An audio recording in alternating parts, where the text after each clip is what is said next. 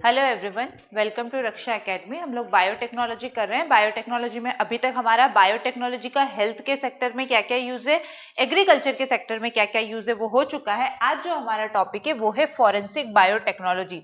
पूरी बायोटेक्नोलॉजी का वो चैप्टर जो मुझे सबसे ज्यादा इंटरेस्टिंग लगता है वो है फॉरेंसिक बायोटेक्नोलॉजी। क्यों? क्योंकि अगर आपको हेल्थ डिपार्टमेंट मिला है, आप हेल्थ डिपार्टमेंट में गए हो तो वहां जाके बोलोगे अच्छा एचआईवी है, मोनोक्लोनल एंटीबॉडीज से ठीक कर दो, अच्छा इनका अंग प्रत्यारोपण करना है, स्टेम सेल से करा दो। अगर आपको एग्रीकल्चर डिपार्टमेंट मिला है तब आप वहां पे जेनेटिकली मॉडिफाइड का क्रॉप्स का जो आपका ज्ञान है वो जाके बांटोगे।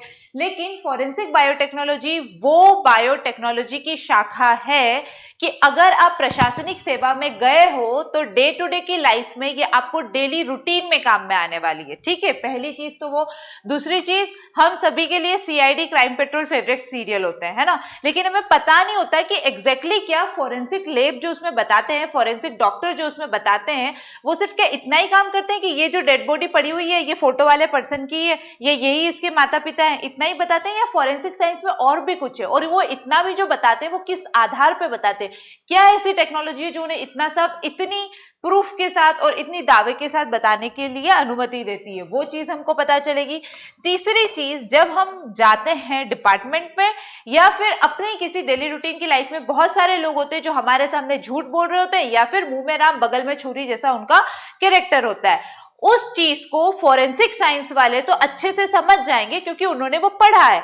हम लोग क्या दिन भर एक एक पर्सन को लेबोरेटरी में लेके जाएंगे और फिर पता करेंगे उसका पॉलीग्राफी टेस्ट करके कि सामने वाला इंसान सच बोल रहा है या झूठ बोल रहा है? नहीं, हमें उसके हाव भाव से, उसकी आंखों की चलने से, उसके मुंह में कितनी बार उसकी जबान ने बफल किया, ये सब चीजों से हमें पता होना चाहिए कि अब सामने वाला पर्सन झूठ बोल रहा है, अभी तक उसने सच बोला था। ये सारी चीजें एक प्रशासक के तौर पर हमारी पर्सनैलिटी के अंदर इनहेरेंट होनी चाहिए। आप जब एक प्रशासक बनने जाते हैं तो तैयारी के दौरान हर दिन आप एक एडमिनिस्ट्रेटर बन रहे होते हैं। ऐसा नहीं कि मेंस क्लियर कर लेंगे, इंटरव्यू क्लियर कर लेंगे और उसके बाद नरहोन्ना में या लबसना में जब जाएंगे तब वहां पे आपको प्रशासक बनाया जाता है। नहीं, वहां पे आप बन के जा चुके होते हैं। वो तो वहां पे एक हीरे को सिर्फ तराश रहे होते हैं, है ना, हीरा तो आप पहले से बन के जा रहे होते हैं। तो ये सारी चीजें आपको आज के लेक्चर में देखने को, सुनने को, समझने को और सीखने को मिलेगी। इसलिए मैंने बोला कि ये बहुत बहुत ज्यादा इंटरेस्टिंग टॉपिक है बायोटेक्नोलॉजी का। फोरेंसिक बायोटेक्नोलॉजी, नाम पे चलते हैं, डेफिनेशन देखते हैं क्या है फोरेंसिक बायोटेक्नोलॉजी। फोरेंसिक नाम हम सबने सुना है, हिंदी में इसको बोलते हैं विधि विज्ञान या फिर इसी को हम बोल सकते हैं न्यायिक विज्ञान। ठीक है, अब विधि विज्ञान किसी ने सुना है? कोई बात नहीं, नहीं सुना है तो न्यायिक विज्ञान नहीं सुना है, कोई बात नहीं, नहीं सुना है तो फोरेंसिक साइंस तो सबने सुना है, और बायोटेक्नोलॉजी इतने दिन से हम लोग पढ़ ही रहे हैं। तो हम चलते हैं फोरेंसिक बायोटेक्नोलॉजी की डेफिनेशन पे। फोरेंसिक साइंस या फोरेंसिक डॉक्टर क्या करते हैं? अपराधियों की पहचान करते हैं कि इसने अपराध किया है या नहीं किया है, और बायोटेक्नोलॉजी का हम उसमें यूज कर रहे हैं। अगर हमको डेफिनेशन नहीं याद आती है, नहीं पता चल रहा है क्या लिखे, तो इतना तो आप लिख कर आ सकते हो कि जैव तकनीकी के द्वारा अपराधियों का पता लगाने वाला विज्ञान ही फोरेंसिक बायोटेक्नोलॉजी है। इतना तो आप लिख सकते हो ना कि जैव तकनीकी के द्वारा अपराधियों का पता लगाने वाला विज्ञान ही बायोटेक्नोलॉजी है। इतना भी याद रह गया तो आप सीधे सीधे डेफिनेशन लिख के चले जाओगे अपने आंसर के ऊपर। क्या बोलती है इसकी डेफिनेशन? इसकी डेफिनेशन बोलती है कि ये भिन्न भिन्न प्रकार के विज्ञानों का उपयोग करके है ही बायोटेक्नोलॉजी। बायोटेक्नोलॉजी खुद अपना एक विज्ञान है, उसमें ही हम साइंस एंड टेक्नोलॉजी का यूज करते हैं, उसमें हम नैनो टेक्नोलॉजी का भी यूज करते हैं, उसमें हम सूचना प्रौद्योगिकी का भी यूज करते हैं, है ना। तो यह भिन्न भिन्न प्रकार के विज्ञानों का उपयोग करके न्यायिक प्रक्रिया से संबंधित प्रश्नों का उत्तर देने वाला है। न्यायिक प्रक्रिया, जुडिशियल प्रोसीडिंग्स कब चलती है? आप कटघरे में खड़े हो, आपने हत्या की है, आपका वकील आपसे सवाल पूछ रहा है या आपके अभियुक्त का वकील आपसे सवाल पूछ रहा है कि आपने मर्डर किया था, आप सीधा थोड़ी ना बोल दोगे अगर आपने मर्डर किया है तो। फोरेंसिक डिपार्टमेंट वाले ले जाएंगे, आप वहां पे जो भी अपना डीएनए का जो भी एक पार्ट छोड़ के आए हो, चाहे अपना नाखून छोड़ के आए हो, बाल छोड़ के आए हो, ब्लड छोड़ के आए हो, उसके बेसिस पे वो आपका टेस्ट करेगा और तब सबूत देगा कि हाँ यही हत्यारा है ना। तो क्या कर रहा है? न्यायिक प्रक्रिया का सॉल्यूशन दे रहा है। तो भिन्न भिन्न प्रकार के विज्ञानों का उपयोग करके, भिन्न भिन्न प्रकार के से बायोटेक्नोलॉजी के साथ में आपने सूचना प्रौद्योगिकी का उपयोग कर लिया, नैनो टेक्नोलॉजी का उपयोग कर लिया, विज्ञान और तकनीक का यूज कर लिया। तो इस प्रकार से भिन्न भिन्न प्रकार के विज्ञानों का उपयोग करके न्यायिक प्रक्रिया से संबंधित प्रश्नों का उत्तर देने वाला विज्ञान क्या है? आपका फॉरेंसिक बायोटेक्नोलॉजी। अर्थात इसके अंतर्गत फॉरेंसिक वैज्ञानिक अपनी जांच के क्रम में घटना स्थल से विभिन्न प्रकार के वैज्ञानिक साक्ष्यों को एकत्र कर, उनका विश्लेषण कर, उन्हें न्यायालय में प्रस्तुत करने के लिए स्वीकार्य सबूत के रूप में परिवर्तित करते हैं। ऐसा तो नहीं हो सकता ना कि आपको खून का कुछ धब्बा मिला, वो ले जाके आप न्यायालय में जाके बोल दोगे कि नहीं इसने ही मर्डर किया है। नहीं, उस ब्लड के सैंपल के ऊपर बाकायदा पूरी रिसर्च होगी, उसका डीएनए फिंगरप्रिंटिंग होगा, तब पता चलेगा कि पर्सन ए का ही ये खून का धब्बा है जिसने मर्डर किया है। तब आपने उसको क्या किया, जो न्यायालय सबूत को स्वीकार करता है उस सबूत के रूप में उसको परिवर्तित किया। किसके माध्यम से? फॉरेंसिक बायोटेक्नोलॉजी के माध्यम से। तो क्या करती है फॉरेंसिक बायोटेक्नोलॉजी? जो भी घटना घटी है, अपराध घटा है, वहां पर फॉरेंसिक वैज्ञानिक जाते हैं, वहां से कुछ नमूने उठाते हैं, उन नमूनों के ऊपर विज्ञान, तकनीक और बायो तकनीक का उपयोग करके विश्लेषण करते हैं, फिर उनको उन सबूतों के रूप में परिवर्तित करते हैं जो आपके न्यायालय को मान्य होती है, और इस तरह से अपराध की गुत्थियां सुलझाने में वो हमारी मदद करते हैं। तो ये क्या है हमारी बायोटेक्नोलॉजी के फायदे। क्या और उपयोग हो सकते हैं, क्या इसके फायदे होंगे वो देखते हैं। एक तो आपको पता चल गया अपराध की गुत्थियां सुलझ सकती है, क्यों हमको जरूरत पड़ी है ना अपराध की गुत्थियां सुलझाने में, क्योंकि इतनी बड़ी पुलिस फोर्स है। उसके बाद आपका सीबीआई अलग है, ईडी अलग है, और भी दूसरे डिपार्टमेंट्स अलग है। ये सब लोग अपना अपना काम कर रहे हैं। फिर न्यायालय में अलग प्रोसीडिंग्स चल रही है, वहां पे वकील अपने तर्क वितर्क अलग दे रहे हैं, जो जज बैठे उनके पास अपना नॉलेज अलग है, वो अलग अपना ज्ञान वहां पे बांट रहे हैं। इन सबके बीच में क्यों हमको जरूरत पड़ी कि हम फॉरेंसिक साइंस को लेकर आए? अगर इतने सारे लोग गवाहों को इकट्ठा करने के लिए उपलब्ध हैं, तो क्यों हमको किसी तकनीक की जरूरत पड़ रही है? पहली चीज इसलिए जरूरत पड़ रही है कि कभी कहीं पर ऐसी कोई घटना घटित हो गई जहां पे कोई गवाह ही नहीं था। मैंने किसी का मर्डर किया, वहां पे या तो वो व्यक्ति था जिसका मैं मर्डर कर चुकी हूँ या मैं खड़ी हूँ। तीसरा, किसी को भी नहीं पता है कि मैं वहां पर उपलब्ध थी, उपस्थित थी, कि मैंने मर्डर किया है। अब आप कैसे साबित करोगे कि मर्डर बरखा नहीं किया है? मैं अपना बाल, अपने नाखून का टुकड़ा, या सामने वाले इंसान से लड़ते झगड़ते वक्त अपनी स्किन का कोई टुकड़ा, कोई ब्लड का दाग, कुछ छोड़ के आई होंगी। अब फोरेंसिक साइंस वाले वहां से जाएंगे, मेरे वो टुकड़ा उठाएंगे, उससे मेरा डीएनए सैंपल निकालेंगे, उस डीएनए को जितने भी लोगों के ऊपर उनको शक है उनसे मैच करवाएंगे, वो डीएनए मेरे डीएनए से मैच कर जाएगा, तो उनको पता चल जाएगा कि मर्डरर कौन है, बरखा है। यानी अगर वहां पर कोई गवाह मौजूद नहीं है, तब किसी अपराधी का पता लगाने के लिए हमको कौन हेल्प करता है? ये फॉरेंसिक साइंस हमको यूज करती है। और हमको कहां पे मदद करती है फॉरेंसिक साइंस? यौन संबंधी अपराधों में और विष वाले अपराधों में। मान लो मैंने किसी को जहर दे दिया और वो इंसान मर गया। मुझे पता था मैंने किसी को जहर दिया है, पीने वाले को पीने के बाद कुछ एबनॉर्मल अपनी बॉडी में लगा, उसको पता चलता, तब तक वो मर गया। अब आप कैसे बताओगे कि सामने वाले का मर्डर हुआ है, जहर देकर हुआ है? क्या होता है कि जिस व्यक्ति की डेथ हो जाती है उसके लिवर का टुकड़ा लिया जाता है। अगर एबनॉर्मल एक्टिविटी लगी है, अचानक से कैसे व्यक्ति की मृत्यु हो गई, ना उसको हार्ट अटैक आया, नॉर्मल डेथ लग नहीं रही है, नेचुरल डेथ, तो फिर डॉक्टर्स क्या करेंगे? पोस्टमार्टम करेंगे। पोस्टमार्टम की प्रोसेस में जो जो भी उनको देखना है वो सब तो देखेंगे ही, साथ में अगर ये बोला जाएगा कि खाना खाने के 2 घंटे के बाद व्यक्ति की मृत्यु हो गई, तो वो उसके लिवर में एक कुछ सिम्टम सेप्टम करके कोई एक तत्व होता है, उसको निकालेंगे। उसकी जब जांच करेंगे तो जो भी जहर आप अपनी बॉडी में अगर डाल रहे हो, वो इस अंग के ऊपर आपका जाके चिपक जाता है, उस अंग में वो वहां पे मौजूद रहता है। वो देखेंगे कि हाँ उनके इस अंग में जहर है, मतलब नेचुरल डेथ नहीं है, हार्ट अटैक से डेथ नहीं हुई है, मृत्यु किसकी वजह से हुई है? जहर देने से हुई है।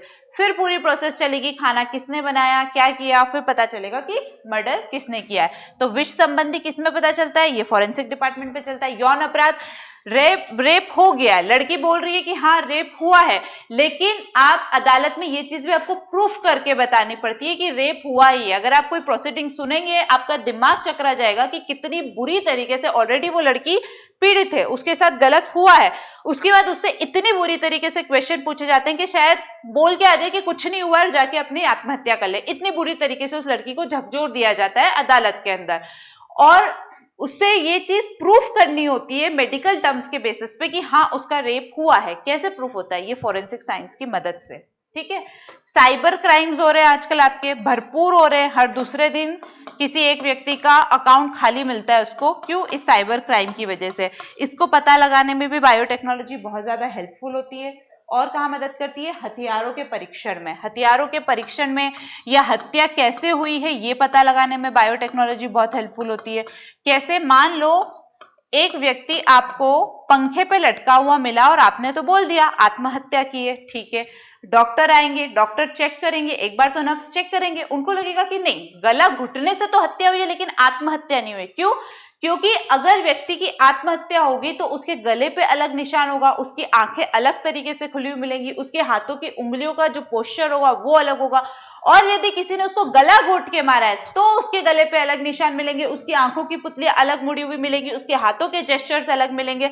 तो अब मान लो कि ये तो पता चला कि चलो हत्या हुई है, आत्महत्या नहीं हुई है, गला घोट के मारा है। मान लो गन मेरे हाथ में, मेरे हाथ से भी एक बंदूक की गोली निकली, सामने वाले पर्सन को लगी, लेकिन मेरे हाथ से जो बंदूक की गोली निकली, मान लो यहाँ पे ये सामने एक पर्सन खड़ा है, ठीक है, यहाँ पे मैं खड़ी हूं, मेरे हाथ में भी गन है और मैं इसको गोली मार रही हूं, लेकिन मेरी गोली इसको टच करके निकल गई, इससे मर्डर नहीं हुआ।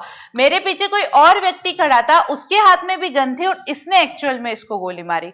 और शक किस पे आएगा या नाम किसका जाएगा कि बरखा ने इसको गोली मारी है। लेकिन जब डॉक्टर चेक करेंगे तो वो डिस्टेंस देखेंगे कि मैंने कितने डिस्टेंस से गोली मारी।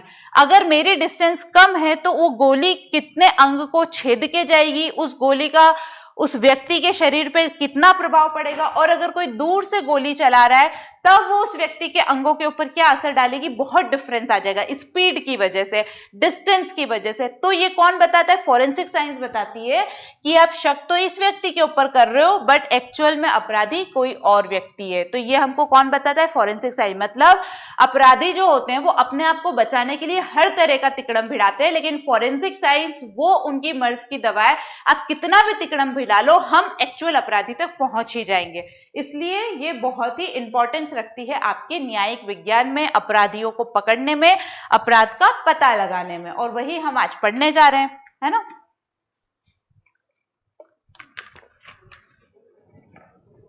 अब आपसे अगर 3 नंबर में सीधा सीधा पूछा जाता है विधि विज्ञान या फॉरेंसिक साइंस, तो आप ये डेफिनेशन लिखोगे। देखो 5 नंबर या 3 नंबर में आपसे पूछा जा रहा है, आपके वर्ड्स कम हो गए, ज्यादा नहीं लिखना है, सीधा सीधा आप क्या लिखोगे?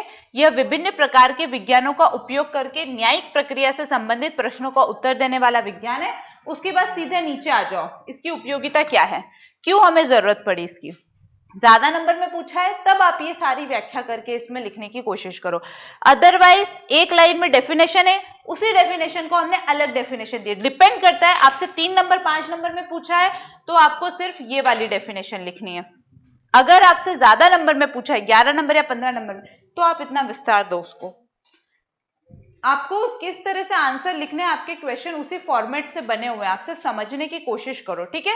अब हम क्या पढ़ेंगे? फॉरेंसिक साइंस हमने पढ़ लिया, समझ लिया फॉरेंसिक साइंस की उपयोगिता क्यों है, क्यों हमको पढ़ना जरूरी है, क्या हमारे काम में आएगी। अब ये कितने तरह की होती है, हम कितने तरह की फॉरेंसिक बायोटेक्नोलॉजी पढ़ेंगे। सबसे पहले हम देखेंगे डीएनए फिंगरप्रिंटिंग, बहुत इंटरेस्टिंग। पॉलीग्राफी टेस्ट, उससे भी ज्यादा इंटरेस्टिंग। नार्को टेस्ट सबने सुना है। ब्रेन मैपिंग मेरे ख्याल से किसी ने नहीं सुना होगा। जीन डोपिंग, डोपिंग सबने सुनी होगी पर इसमें ब्लड डोपिंग भी होती है वो नहीं पता होगा। और बायोमेट्रिक, ये सभी को चल रहा है, सबके पास आधार कार्ड है जो इसी बायोमेट्रिक पद्धति से बना हुआ है, बट एक्चुअल में बायोमेट्रिक पद्धति में होता क्या है, कैसे काम करती है, ये हम में से ज्यादातर लोगों को नहीं पता होता। और ये आपकी फॉरेंसिक बायोटेक्नोलॉजी का पार्ट है। क्या क्या पढ़ेंगे हम? DNA fingerprinting, polygraphy test, narco test, brain mapping, gene doping और बायोमेट्रिक। ये सब आपके प्रीलिम्स में भी डेफिनेटली एक क्वेश्चन तो इससे आता ही है, ज्यादा भी पूछ सकता है, डिपेंड करता है। और मेंस में भी एक क्वेश्चन तो इससे आता ही है। जब आप पिछले पेपर्स को उठा के उनका ट्रेंड देखोगे, पूरी बायोटेक्नोलॉजी एक तरफ और फॉरेंसिक बायोटेक्नोलॉजी एक तरफ, एक क्वेश्चन 100% इससे बनता है। तो अच्छे से पढ़ेंगे हम इसको। सबसे पहले हम आज जो हमारा शुरू कर रहे हैं वो पढ़ रहे हैं डीएनए फिंगर प्रिंटिंग। इसको डीएनए फिंगरप्रिंटिंग क्यों बोलते हैं,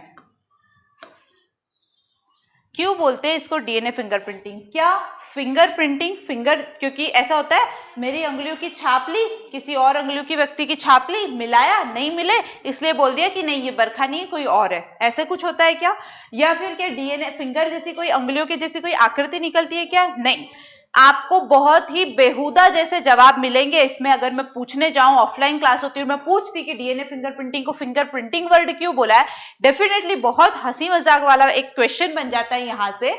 लेकिन फिंगरप्रिंटिंग इसलिए बोला है क्योंकि पूरी दुनिया में जितने भी 7 अरब व्यक्ति हैं उनका फिंगरप्रिंट किसी और से मैच नहीं होता। मेरा फिंगरप्रिंट आप दुनिया के किसी भी पर्सन को लेकर आ जाओ, मैच नहीं करेगा। वैसे ही डीएनए की भी ये विशेषता है कि मेरा डीएनए किसी और व्यक्ति के डीएनए से, दुनिया में 7 अरब लोग हैं लेकिन उन 7 अरब लोगों से मेरा डीएनए मैच नहीं करेगा। मतलब जिस प्रकार से फिंगरप्रिंट की अपने अंदर ये विशेषता होती है कि वो अपने आप में विशिष्ट है, किसी और से मैच नहीं कर सकते, वैसे ही डीएनए में भी ये विशेषता होती है कि वो प्रत्येक व्यक्ति का अपना विशिष्ट होता है, किसी और से मैच नहीं करता है। इसी आधार पर इसको नाम दिया डीएनए फिंगरप्रिंटिंग। किस आधार पर नाम दिया हमने इसको फिंगरप्रिंटिंग? विशिष्टता के आधार पर कि प्रत्येक व्यक्ति का ये अलग होता है ना। इस आधार पर हमने इसको क्या नाम दिया? DNA fingerprinting. ठीक है, अब डीएनए कैसे एक नहीं होता है, हमको जाना था डीएनए फिंगरप्रिंटिंग के ऊपर, हम पढ़ेंगे भी, हमारा टॉपिक भी है डीएनए फिंगरप्रिंटिंग। लेकिन इस पर जाने से पहले हम ये समझें कि हमारा डीएनए बाकी सबसे अलग कैसे है, क्यों हमारा डीएनए किसी और से मैच नहीं करता। इतने दुनिया में 7 अरब लोग हैं, किसी से तो मैच करना चाहिए था। उससे भी इंटरेस्टिंग फैक्ट में अगर आप मेरे को बताओ, दुनिया में जो 7 अरब लोग हैं उन सब का डीएनए एक दूसरे से 99.9% सिमिलर है। मतलब मैं यहाँ खड़ी हूं, जितने भी लोग आप ऑफलाइन ये ऑनलाइन वीडियोस देख रहे हो, यहाँ ऑफिस में जितने भी लोग बैठे हैं, आप जिनसे डेली मिलते हो, आप लोग जिनको देखते हो वीडियो या किसी और प्लेटफॉर्म पर, आप सबका डीएनए 99.9% इक्वल है। सिर्फ 0.1% डीएनए डिफरेंस है और ये 0.1% इस पूरी दुनिया के 7 अरब लोगों में विविधता पैदा करने के लिए जिम्मेदार है। सोचो, सिर्फ 0.1% डीएनए का डिफरेंस 7 अरब लोगों में विविधता पैदा कर रहा है। क्या, कैसे? इतना कम डीएनए कैसे डिफरेंस क्रिएट कर सकता है? एक व्यक्ति के शरीर में मिलियंस ऑफ डीएनए होते हैं, मिलियंस ऑफ डीएनए। ठीक है, हर डीएनए का अपना काम है। कोई डीएनए मेरी आंखों के प्रोटीन बनाने के लिए अपना संदेश भेज रहा है, कोई डीएनए मेरे मम्मी पापा से आनुवंशिक रूप से उड़कर आया है और अब वो उनके जैसी विशेषताएं मेरे अंदर प्रमोट कर रहा है। कुछ डीएनए ऐसा है जो मेरे लीवर को बोल रहा है ऐसे काम करो, कुछ डीएनए ऐसा है जो मेरी स्किन को बोल रहा है ऐसे काम करो, है ना। मतलब हर डीएनए का अपना कुछ काम स्पेसिफाई है। लेकिन ये जो 0.1% डीएनए है, इसका कोई काम नहीं है। ये क्या है? आपकी बॉडी का जंक डीएनए। वो डीएनए जो हमारी बॉडी में कोई काम नहीं करता, ऐसे ही पड़ा रहता है, क्या है वो? हमारा जंक डीएनए। लेकिन ये डीएनए क्या करता है? अपने आप को रेप्लिकेट करता है। रेप्लिकेट का मतलब मैं आपको पहले बता चुकी हूं, क्या करता है? अपनी फोटोकॉपी बनाता है, अपने आप को डबल करता है। तो ये 0.1% जिंक डीएनए की क्या विशेषता है? ये अपने आप को रेप्लिकेट करता है, यानी अपनी पुनरावृत्ति करता है, अपने जैसी बहुत सारी फोटोकॉपी बनाता है। अब मिलियंस ऑफ डीएनए में ये 1% डीएनए की फोटोकॉपी कहां जाकर जुड़ रही है, उसी के बेसिस पे हमारे अंदर विविधता हो जाती है। जैसे मान लो मैं ये मेरा डीएनए, ये किसी और पर्सन का डीएनए, ये किसी और पर्सन का डीएनए, ऐसे बहुत सारे मिलियंस ऑफ डीएनए, मैंने बहुत छोटा टुकड़ा लिया है, मिलियंस ऑफ डीएनए है। अब मान लो कि मेरे डीएनए में ये जो जंक डीएनए है वो यहां आकर जुड़ता है, किसी और पर्सन के इसमें यहां आकर जुड़ रहा है, किसी और पर्सन के इसमें यहां आकर जुड़ रहा है, किसी और में यहां जुड़ रहा है। तो ये जो पुनरावृत्ति करने वाला, रेप्लिकेट करने वाला रिपीटेटिव या जंक डीएनए है, ये हमारे डीएनए में कहां पे पुनरावृत्ति कर रहा है, कहां पे जुड़ रहा है, इसी के बेसिस पे पूरे विश्व में इतनी बड़े पैमाने पर जैव विविधता हमको देखने को मिल रही है। और इसी को हम क्या बोलते हैं? जंक डीएनए के आधार पर होने वाली विविधता है। 99.19% सिमिलैरिटी, केवल 0.1% डिफरेंस है। अब जब हम डीएनए फिंगरप्रिंटिंग करते हैं तब हम यही देखते हैं कि अगर मेरा कोई, मान लो नाखून का टुकड़ा वहां पे गिरा हुआ था, उसका डीएनए निकाल के उन्होंने फिंगरप्रिंट, उसको डीएनए की प्रोफाइल बनाई, मेरे शरीर से और कोई अंग लेके उन्होंने उसकी प्रोफाइलिंग बनाई। अब देखेंगे कि जो नाखून का टुकड़ा घटना स्थल पर मिला था, उसमें भी यहीं पर ये रिपीटेटिव डीएनए है। मेरा जो डीएनए निकाला है उन्होंने, उसमें भी यहीं पर ये रिपीटेटिव डीएनए है। इट मीन्स वो मेरा ही डीएनए में है। मैं ही वहां पर उस घटना स्थल पर एक अपराधी के रूप में खड़ी हुई थी। समझ में आया कैसे मिलता है?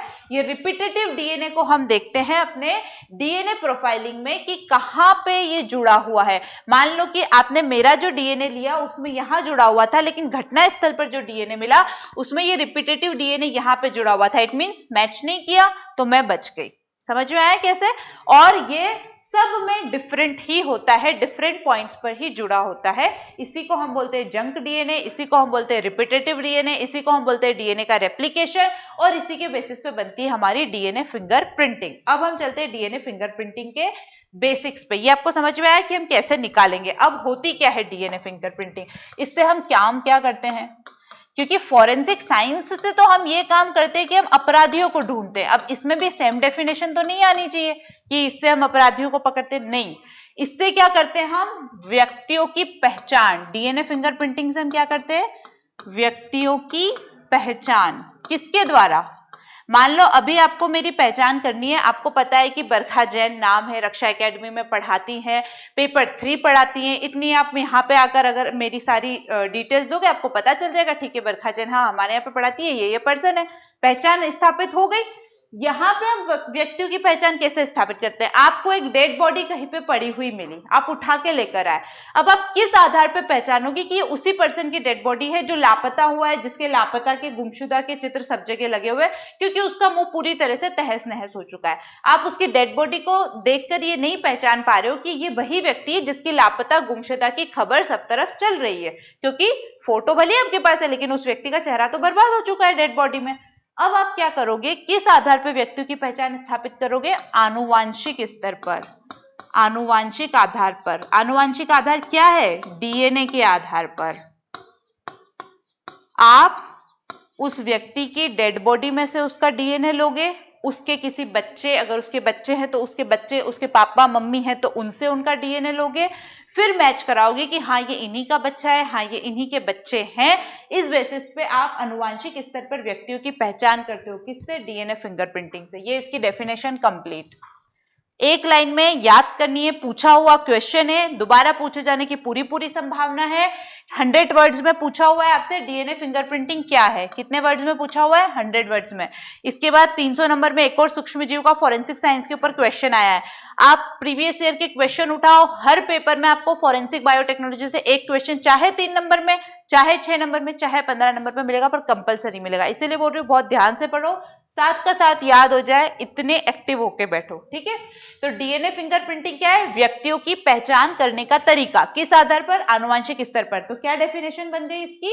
इसकी डेफिनेशन बन गई, आनुवांशिक स्तर पर लोगों की पहचान सुनिश्चित करने की तकनीक को ही डीएनए फिंगरप्रिंटिंग या डीएनए प्रोफाइलिंग। अलग अलग वर्ड आ जाए तो आपको घबराने की जरूरत नहीं है। डीएनए अंगुली छाप पूछ सकता है आपसे, डीएनए फिंगरप्रिंटिंग या डीएनए प्रोफाइलिंग, एक ही शब्द के इतने सा एक ही नाम है ना। तो ये होता है। अब ये किस आधार पर दे रहा है? मैंने आपको क्या बताया, किस आधार पर पहचान करता है? रिपीटेटिव डीएनए की, क्योंकि हर रिपीटेटिव डीएनए हर व्यक्ति में अलग अलग है, उसका यूनिक रिपीटेटिव डीएनए है। तो यह तकनीक मुख्यतः इस आधार पर कार्य करती है कि प्रत्येक मानव में पाई जाने वाली डीएनए पुनरावृत्ति, मतलब अभी मैंने बताया मेरे अंदर जो डीएनए रिपीटेटिव होगा वो आपके अंदर जो डीएनए रिपीटेटिव है उससे अलग है, आपके अंदर जो डीएनए रिपीटेटिव होगा वो आपके फ्रेंड के अंदर जो रिपीटेटिव डीएनए है उससे अलग होगा। तो मानव में पाई जाने वाली डीएनए पुनरावृत्ति रेप्लिकेशन एक समान नहीं होती है, इसी आधार पर यह काम करता है।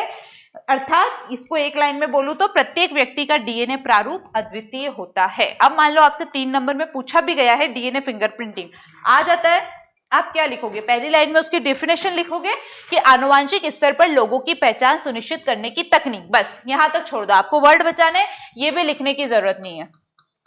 3 नंबर में पूछा है, एक लाइन लिखोगे आनुवांशिक स्तर पर लोगों की पहचान सुनिश्चित करने की तकनीक, फिर डालोगे सिद्धांत, किस सिद्धांत पर वो कार्य करती है। क्या सिद्धांत है? प्रत्येक व्यक्ति का डीएनए प्रारूप अद्वितीय होता है, ठीक है। ये सीधा अभी वाले जो 19 वाले हैं वो ये लिख सकते हैं कि प्रत्येक मानव में पाई जाने वाली डीएनए पुनरावृत्ति एक समान नहीं होती, अर्थात प्रत्येक व्यक्ति का डीएनए प्रारूप अद्वितीय होता है। समझ में आया? 3 नंबर में क्या लिखना है? सिर्फ इतना सा लिख देना है, छोड़ना है तकनीक तक, फिर सीधा ये उठाओगे ये सिद्धांत है, जिस सिद्धांत पर डीएनए फिंगरप्रिंटिंग काम करती है। क्या लिखोगे?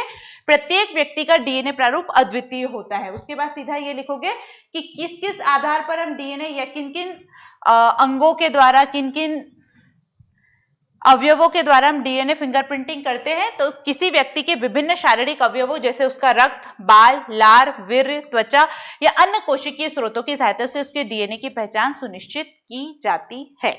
समझ में आया डीएनए फिंगरप्रिंटिंग क्या है? आनुवांशिक स्तर पर व्यक्तियों की पहचान करने की तकनीक जो इस आधार पर या इस सिद्धांत पर काम करती है कि प्रत्येक मानव में पाई जाने वाली डीएनए की पुनरावृत्ति अलग अलग होती है, अर्थात प्रत्येक व्यक्ति का डीएनए प्रारूप अद्वितीय होता है। इसमें कोई लार, वीर्य या बाल या नाखून या कोई कोशिकीय स्रोत लेके डीएनए फिंगरप्रिंटिंग की जाती है। समझ में आया? 3 नंबर में आएगा तो भी लिख दोगे, 5 नंबर में आएगा तो भी लिख दोगे। अब चलते हैं हम इसकी प्रोसेस के ऊपर, ये कैसे काम करता है। बहुत इंटरेस्टिंग प्रोसेस है और बहुत अच्छे से देखना क्योंकि हमारे डेली रूटीन में काम में आती है। अब पूरा एक क्राइम सीन बनाते हैं, ठीक है? एक घटना घटी जहां पर एक व्यक्ति ने किसी का मर्डर कर दिया, लेकिन किसी ने नहीं देखा। हमको नहीं पता है कि ये व्यक्ति यहाँ पे खड़ा हुआ था, कौन आया, किसने इसको गोली मारी और चला गया, कोई आइडिया नहीं, कोई गवाह नहीं। लेकिन हमारे फोरेंसिक साइंस वाले वैज्ञानिक वहां पे गए, उन्हें देखा कि एक तो उस व्यक्ति के खून के निशान है जो मर चुका है, लेकिन किसी और व्यक्ति के या तो नाखून का टुकड़ा है या बाल है या उसके भी खून के निशान है या उसका स्किन का कोई टुकड़ा गिरा हुआ है। मतलब उस अपराधी के शरीर का कुछ उनको मिला, उससे उन्होंने क्या किया, एकत्रित किया। ये क्या लेकर आए हम, उसका नमूना लेकर आए परख नली में। तो ये हम इससे क्या निकालेंगे, डीएनए के लिए ये नमूना लेकर आए, एक सैंपल लेकर आए जिससे हम डीएनए निकालेंगे। ठीक है, इससे हमने डीएनए निकाला। वो डीएनए कितना होगा, बिल्कुल, क्योंकि कितना आपको ब्लड मिलेगा, क्या बहुत सारा मिलेगा क्या कि साल भर तक केसेस की प्रोसीडिंग चल रही है तो आप साल भर तक उस खून को बचा के रखो, जितनी बार डीएनए उससे निकालना है निकालते रहो। जरा सा बलता है, बहुत थोड़ा सा। उससे डीएनए कितना निकलता है, डीएनए तो और माइक्रोस्कोपिक होता है, दिखता भी नहीं है, इतना सा डीएनए निकलेगा। गलती से किसी प्रोसेस में ये डीएनए खराब हो गया, टूट गया, तो आपका तो जो सबूत था एकमात्र आपके हाथ से गया। यानी कि हमको इस डीएनए को कुछ ना कुछ करके बहुत सारा बनाना है कि बाद में खराब होने की, टूटने की, घूमने की कोई चांसेस नहीं बचे। और अगर 10 साल भी केसेस की प्रोसीडिंग चलती रहे तो भी हमारे पास हमारा सबूत बचा हुआ रहे, है ना। तो हम क्या करेंगे, इससे डीएनए निकालेंगे और उसको कराएंगे पॉलीमरेज चेन रिएक्शन। अब चलो बायोटेक्नोलॉजी के सेकेंड लेक्चर के ऊपर, वहां पे मैंने आपको बायोटेक्नोलॉजी के कुछ टूल्स बताए थे, ठीक है। उस टूल्स में सबको आणविक कैंची अच्छे से याद होगी, उसका भी हम काम लेंगे आज। सेकेंड टूल मैंने आपको बताया था लाइगेज एंजाइम, जो क्या करता है, काटने के बाद चिपकाने का काम करता है। और तीसरा मैंने आपको बताया था पॉलीमरेज। ये अभी शायद किसी को याद नहीं होगा, अगर आपने फर्स्ट लेक्चर ढंग से नहीं देखा होगा तो मोस्ट प्रोबेबली याद नहीं होगा, इसलिए फिर से बताती हूँ। ये बायोटेक्नोलॉजी का एक टूल है, जेनेटिक इंजीनियरिंग का एक टूल है पॉलीमरेज। ये क्या काम करता है, इसके द्वारा जो हमारा डीएनए होता है वो अपना रेप्लिकेशन करता है, मतलब अपने जैसी बहुत सारी कॉपी बनाता है। पॉली का मतलब क्या होता है, बहुत सारा, मोनो का मतलब एक, यूनि का मतलब एक, पॉली का मतलब बहुत सारा, जैसे हम पॉलीमर्स बोलते हैं, बहुलक, क्यों, पॉलीवर्ड जुड़ा हुआ है उसके आगे। तो वैसे ही पॉली मतलब बहुत सारा, यानी कि पॉलीमरेज क्या कर रहा है, एक डीएनए से बहुत सारे डीएनए बना रहा है। समझ में आया। पॉलीमरेज क्या करता है, पॉलीमरेज एक एंजाइम है जो एक चेन रिएक्शन बना देता है, एक डीएनए का दूसरा, उसके जैसी दूसरी कॉपी, फिर दूसरी कॉपी, फिर दूसरी कॉपी, ऐसे बहुत सारी, जितनी कॉपी, जितना आप एंजाइम डालोगे उतनी सारी आपको डीएनए की कॉपी मिल जाएगी। तो ये किस एंजाइम के द्वारा हो रही है, पॉलीमरेज एंजाइम के द्वारा रेप्लिकेशन या डबलिंग हो रही है डीएनए की। इसलिए इस पूरी प्रोसेस को हम क्या नाम देते हैं, इस प्रोसेस को हम नाम देते हैं पॉलीमरेज चेन रिएक्शन। तो यहाँ क्या करा, हमने डीएनए का सैंपल लिया, उससे हमको बिल्कुल इतना सा डीएनए मिला, है ना। अब वो अगर आगे जाके खराब हो गया, टूट गया, तो हम तो गए काम से। इसलिए हम क्या करेंगे, डीएनए को इसमें से निकाला, डीएनए निकाला, और अब उस डीएनए का क्या करा देंगे, पॉलीमरेज चेन रिएक्शन। मैं शॉर्ट में लिख रही हूँ, पीसीआर आपको नोट्स में पूरा लिखा हुआ मिल जाएगा। पॉलीमरेज चेन रिएक्शन से क्या होगा, हमको डीएनए की बहुत सारी कॉपी मिल जाएगी। अब हमने अपने काम का डीएनए यहाँ पे निकाल लिया। ये क्या है, हमारा डीएनए। अब इस डीएनए में तो बहुत सारी सूचनाएं होंगी, है ना। नाखून का डीएनए है तो नाखून बनाना है, ये एक तो नाखून बनाने का फॉर्मूला होगा इसके अंदर, ये नाखून उसके मम्मी जैसे या पापा जैसे हैं उसका फॉर्मूला होगा, नाखून की ग्रोथ ज्यादा होनी चाहिए कम होनी चाहिए उसका फॉर्मूला होगा, ये बहुत सारे फॉर्मूले होंगे। हमको इसमें से कौन सा डीएनए चाहिए, हमको वो रिपीटेटिव जंक डीएनए चाहिए जो अपने आप में इसकी विशिष्टता को अलग बनाता है। है ना। इसलिए हम क्या करेंगे, हम लेकर आएंगे अपनी आणविक कैंची रेस्ट्रिक्शन एंडोन्यूक्लियस या रेस्ट्रिक्शन एंजाइम। क्या लेकर आए हम यहाँ पे अपनी आणविक कैंची। हमने इस आणविक कैंची से इस डीएनए की अलग अलग इंफॉर्मेशन को काटा। हमको पता चला अच्छा यहां तक एक इंफॉर्मेशन है, इसको काट दो, इसको यहां से काट दो, यहां पे दूसरी है, इसको यहां से काट दो, फिर यहां से काट दो, यहां से काट दो, यहां से काट दो। इस तरह से हमने इसको इंफॉर्मेशन के बेसिस पे काट दिया। तो ये हमको किस फॉर्म में मिला, ऐसे ऐसे कटा हुआ मिल गया ये हमको। ये क्या है, वेरिएबल नंबर टेंडम।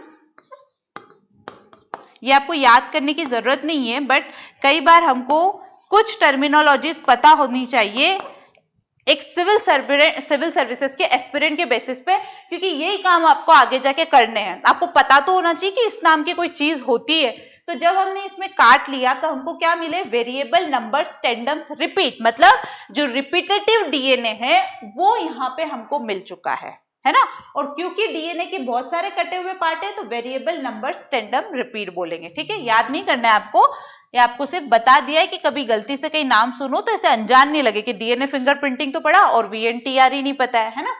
तो ये हमने आणविक कैंची ली और इसको काट दिया। अब अभी जो ये कटा हुआ डीएनए, इसमें तो सारी इंफॉर्मेशन है, इसमें वो इंफॉर्मेशन भी है कि भैया नाखून बनेगा कैसे, मम्मी के जैसा बनेगा या पापा के जैसा बनेगा, ग्रोथ ज्यादा होगी या कम होगी, सारी इंफॉर्मेशन है। हमको कौन सा चाहिए, जंक डीएनए। हम क्या करेंगे, अब इसको छानेंगे। छानेंगे मतलब हमारे काम का जो रिपीटेटिव जंक डीएनए है वो निकालेंगे। क्या करेंगे, हम इसका पृथक्करण करेंगे। अभी जो मिक्सचर ऑफ अलग अलग इंफॉर्मेशन है इसमें, उससे अलग करके हम अपने काम की इंफॉर्मेशन यहां से निकालेंगे। छानने की प्रक्रिया को क्या बोलते हैं, छानने की प्रक्रिया को बोलते हैं इलेक्ट्रोपोरोसिस। नाम याद करना पड़ेगा, एक ही नाम है, आ नहीं रहा है इसलिए नीचे लिख रही हूं, पोरोसिस। पोर्स मतलब क्या होता है, पोर्स मतलब होता है छिद्र, छिद्र के द्वारा ही हम छानेंगे, इसलिए इसका नाम क्या रखा। और यहाँ पे क्या, इलेक्ट्रिक शॉक देंगे।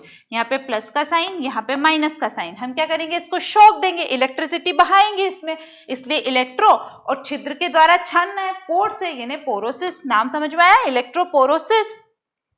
यहां से हमने ये जो भी डीएनए के टुकड़े थे इसके ऊपर डाला। इसके अंदर हमने क्या डाला, इसके अंदर हमने डाला एक एगारोस जेल। एगारोस जेल क्या होता है, जो आपके समुद्र में अलगी शैवाल होती हैं, उन शैवालों से जेल प्राप्त किया जाता है। तो सूक्ष्म जीव से मिला हुआ जेल है ये। किससे मिला हुआ है, समुद्रों में जो अलगी होती है, जो शैवाल होता है, उससे मिला हुआ एगारेस जेल है। इस जेल का बना हुआ एक पात्र है, उसके ऊपर जब हम इलेक्ट्रिसिटी प्रोवाइड करते हैं तो वो हमको इलेक्ट्रोपोरोसिस करके देता है, मतलब डीएनए को छान के देता है। अब कैसे छानेगा, ऐसे छानेगा कि जो छोटे छोटे टुकड़े होंगे वो तो एकदम नीचे आ जाएंगे, है ना, जो उससे बड़े टुकड़े होंगे वो ऊपर रहेंगे, जो और बड़े टुकड़े होंगे वो ऊपर ही रह जाएंगे। इस तरह से हमको छान के मिल गए डीएनए। अब अभी जो डीएनए मिला है, हमें पूरे डीएनए को ही आंखों से नहीं देख पाते हैं, माइक्रोस्कोप लगता है। अभी हमने उस डीएनए को और ब्रेक करके छोटा छोटा कर दिया, और उस छोटे छोटे डीएनए में भी हमको देख के क्या लिखा हुआ है उसके ऊपर पढ़ना है कि ये जंक डीएनए है, ये पढ़ना है। इतना छोटा हम पढ़ पाएंगे क्या, जब हम किसी डीएनए को देख भी माइक्रोस्कोप की सहायता से रहे हैं तो उसके ऊपर लिखा हुआ क्या है, किस पैटर्न में वो बना हुआ है, ये कैसे देख पाएंगे। इसलिए अब हम क्या करेंगे, इसका क्या करेंगे, छापा लेंगे। जैसे हम फोटो बनाते हैं तो फोटो में क्या होता है, पहले हम क्लिक करते हैं तो पहले जो पुराना कैमरा होता था, आजकल तो डिजिटल कैमरा होता है, जो पुराना कैमरा था उसमें पहले ब्लैक एंड व्हाइट सी एक डेड वाली वो बनती थी, फिर वो फाइनली लेकर जाता था कैमरामैन, उसको धुल के और पूरा प्रोसेस करके फिर फोटो लेकर आता था हमारा। अब वही चल रहा है, ये हमने क्लिक कर लिया है फोटो। अब क्या करना है, हमको उसकी इमेज तैयार करनी है। कैसे, जैसे पुराने फोटोग्राफर्स करते थे। क्या करेंगे, हम इसको नाइट्रोसेल्यूलोज का एक फिल्टर पेपर लेकर आएंगे। इस नाइट्रोसेल्यूलोज के फिल्टर पेपर को, जैसे मान लो ये है आपका ये नाइट्रोसेल्यूलोज का फिल्टर पेपर है, ये जो डीएनए हमने तोड़ा है वो, उसको ऐसे इसके ऊपर रख देंगे तो इसके अंदर जो भी लिखा हुआ है छप जाएगा इसके ऊपर। ऐसे हम क्या करेंगे, ये नाइट्रोसेल्यूलोज का फिल्टर पेपर लिया और इसके ऊपर जो भी हमने डीएनए लिया वो लिख देंगे तो छप जाएगा इसके ऊपर। तो क्या हुआ, ये था हमारा फिल्टर पेपर, और इसके ऊपर ये जो भी हमारी सूचना थी ये सारी क्या हो गई, छप गई। अब इतना तो हमको दिख रहा है कि भैया यहाँ पे कुछ न कुछ डीएनए छप गया है, लेकिन अभी वो डीएनए किस पैटर्न में है, इसमें कौन सा डीएनए जंक डीएनए, वो हमको नहीं समझ में आ रहा है। इसलिए अभी हम क्या करेंगे, इसके ऊपर रेडियो एक्टिव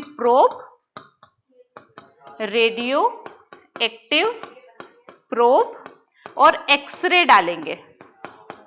और क्या डालेंगे, एक्सरे। मतलब सीधा सीधा आपको समझ में आ रहा है, फोटो कैसे बनाते थे पुराने जमाने के, क्लिक करके ले जाते थे, फिर वो जो उनकी रील होती थी उस पर उल्टे फोटो होते थे, एकदम ब्लैक एंड व्हाइट होते थे, उसको धुला जाता था, फिर वो क्लियर दिखती थी, फिर उस पर कलर चढ़ाया जाता था, फिर मेन फोटो बन के आता था।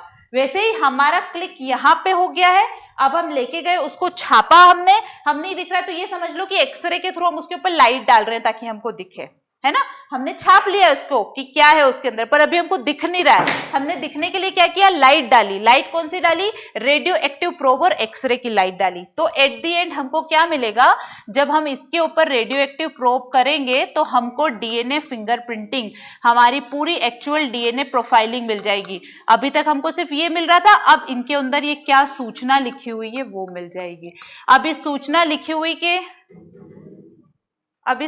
लिखी हुई के तहत हमको पता चल जाएगा कि कौन सी चीज बार बार रिपीटेटिव फॉर्म में लिखी हुई है। बार बार मुझे एबीसी रिपीटेटिव दिख रहा है, बार बार मुझे एबीसी रिपीटेटिव दिख रहा है। अब मैं अपराधी के डीएनए को देखूंगी, उसमें भी बार बार मुझे एबीसी रिपीटेटिव डीएनए मिल रहा है, मतलब यही अपराधी है, क्योंकि इसका और जो हमारी लेबोरेटरी का डीएनए है वो मैच कर गया। इसको बोलते हैं डीएनए फिंगरप्रिंटिंग। अंगुलियों जैसा कुछ था इसमें नहीं, क्या था, प्रोफाइलिंग थी। बट किस बेसिस पे हमने इसको डीएनए फिंगरप्रिंटिंग बोला, क्योंकि मेरी फिंगरप्रिंटिंग दुनिया के किसी व्यक्ति से मैच नहीं हो सकती है, सेम मेरा डीएनए दुनिया के किसी व्यक्ति से मैच नहीं हो सकता। तो ये इसकी विशिष्टता, इसकी किसी और से मैच ना होने की क्षमता, इस बेसिस में हमने इसको क्या नाम दिया, डीएनए फिंगरप्रिंटिंग। अब जो मैंने आपको प्रोसेस बताई है वही आपको यहाँ पे लिखी हुई मिलेगी, ठीक है। पढ़ के नहीं बता रही हूँ, आपको डायग्राम से एक्सप्लेन कर रही हूँ, पढ़ना, समझ में आएगा पूरा। नहीं समझ में आया तो क्वेश्चन पूछ लेना, बाद में एक्सप्लेन कर दूंगी। ये हमने डीएनए का सैंपल लिया, इस डीएनए को निकाल के पॉलीमरेज चेन रिएक्शन से इसको बहुत सारी हमने इसकी कॉपी बनाई। ये हमारा मिल गया हमको डीएनए। इस डीएनए को हमने रेस्ट्रिक्शन एंजाइम से काटा तो ये हमको क्या मिले, VNTR। हमको नाम याद नहीं करना है। आगे चल के हमने इसका पृथक्कीकरण किया। पृथक्कीकरण किससे किया हमने, इलेक्ट्रोपोरेसिस प्रक्रिया से। इलेक्ट्रोपोरेसिस में ये आपका एगारस जेल इसमें पूरा भरा हुआ है, इसमें हमने इलेक्ट्रिसिटी लगाई, ये प्लस और माइनस, और जैसे ही हमने लगाई तो क्या हुआ, छन गया, भारी भारी ऊपर रह गए, हल्के हल्के नीचे आ गए। इसकी हमको छाप लेनी थी तो हमने नाइट्रोसेल्यूलोज का फिल्टर पेपर लगाया, उसके ऊपर इसको स्थानांतरित किया। तो ये सदन ब्लोटिंग, जो छाप मिली थी ना हमको नाइट्रोसेल्यूलोज के पेपर पे, उसको हम इंग्लिश में बोलते हैं सदन ब्लोटिंग। नाम याद रहे तो याद करना, नहीं तो ज्यादा याद करने की जरूरत नहीं है, लेकिन नाम ध्यान में रखना। कभी अचानक से आपके सामने कोई बोले तो आपको पता होना चाहिए सदन ब्लोटिंग क्या होता है, ठीक है। और ये अभी हमने किया डीएनए की। यही अगर हम आरएनए की फिंगरप्रिंटिंग कराते तो हम इसको नदर्न ब्लोटिंग बोल देते। यही अगर हम प्रोटीन की फिंगरप्रिंटिंग कराते तो हम उसको वेस्टर्न ब्लोटिंग बोल देते। तो ये अलग अलग नाम होते हैं। ये इसके ऊपर हमको मिल गया। इसके बाद हमने इसके ऊपर रेडियो एक्टिव प्रोब और एक्सरे किया, इट मींस लाइट्स डाली, तो हमको हमारी डीएनए में क्या लिखा हुआ है ये मिल गया और इससे हमने मैच करा लिया, which is are DNA fingerprinting या डीएनए प्रोफाइलिंग। अब इसका इतिहास और देख लेते हैं 2 मिनट में फटाफट। एलेक जेफरी, किसने खोज की थी डीएनए फिंगरप्रिंटिंग की, एलेक जेफरी ने। कब, 1984 में।